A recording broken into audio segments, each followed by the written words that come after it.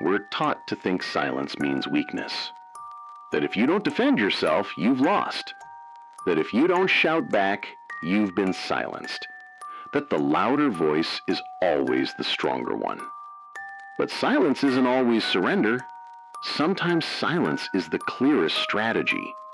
Think about it. When anger is flaring, when emotions are high, what does noise usually do?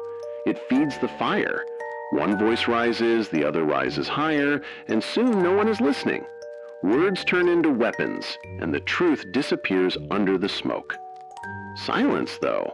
Silence refuses to play that game. It doesn't mean you're out of words. It means you've chosen not to waste them. It means you've realized that clarity won't come from shouting over chaos, but from waiting until the noise burns itself out. Silence isn't surrender. It's watching carefully. It's listening deeply.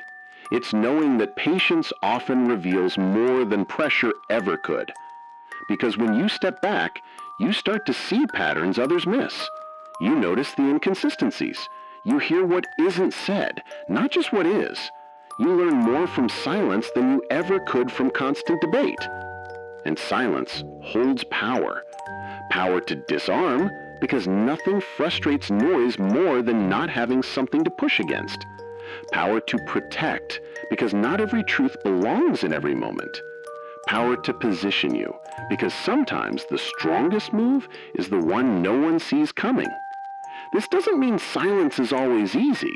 It can feel unbearable, especially when you're misunderstood, when lies are being told, when your name is being twisted. Everything in you wants to rise up, to prove yourself, to correct the record. But silence, chosen wisely, says, I don't need to fight on your terms. I know the truth, and time will show it. That doesn't mean you'll never speak.